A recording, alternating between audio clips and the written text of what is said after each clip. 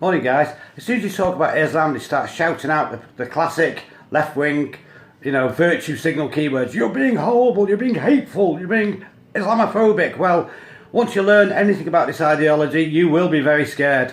Honestly, it's taken 30-40 countries. It's killed 250 million people. I just want to direct you to this resource, this information resource. Once you've seen this, I'll put a link underneath. Once you've seen this, you see the title.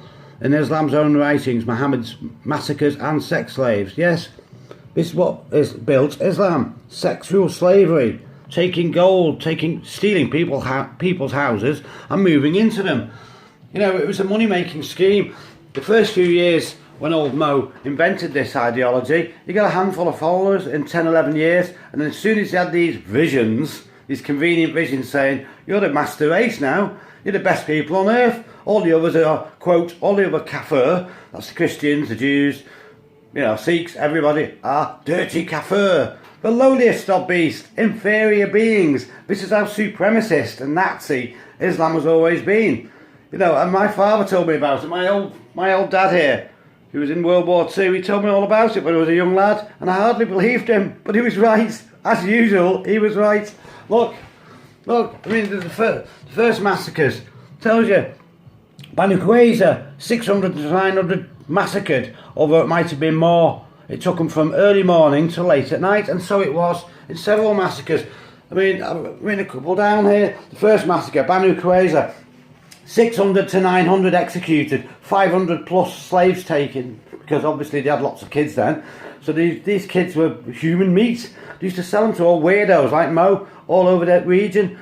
First it was Jewish kids, Christian kids, all from the Middle East, and as it spread throughout the area, as it spread into Turkey, and what have you, spread all the way through North Africa, and the Moors, the black Muslims, actually, the black Muslims came across here and took Spain, and Spain was occupied for 400 years by these jihadis, these black Muslims, and they were taking all their slaves, all their kids, and this was a Catholic country, obviously, Catholicism is from Rome, but they got right too, they were occupying Sicily, for God's sake. Look, there's Rome, there's Sicily. Is it any wonder they got scared?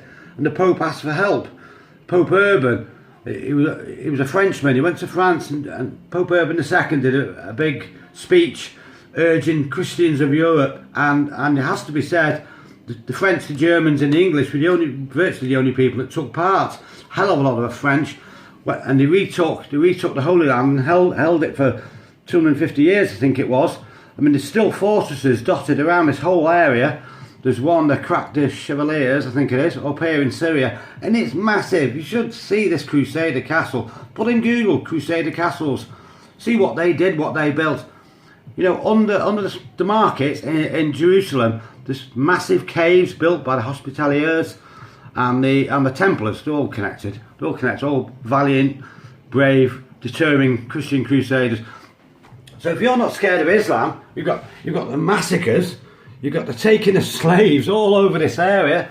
You've got the Turks, who are particularly cruel. They have this torture called kazook, and they get a long wooden or metal pole and they hammer it up somebody's anus, and this was reserved especially for Christians. Kazook, what a fucking terrible torture, what a terrible way to kill someone. You used to take them all day to die. This is how cruel it's been.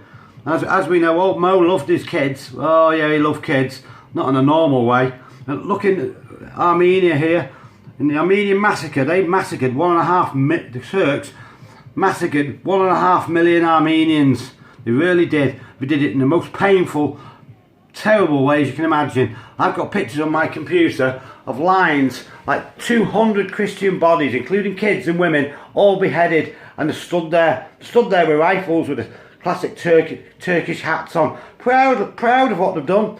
I've got pictures of stacks, literally stacks, like 10 heads on shelves of these guys that have been shot through the head, and nice classic moustaches, all nice innocent Christian guys who would have had kids and wives and were carpet makers and what have you, businessmen, and they massacred them, 1.5 million. So if you think jihad in Islam isn't something to be frightened of, then you're very, very deluded.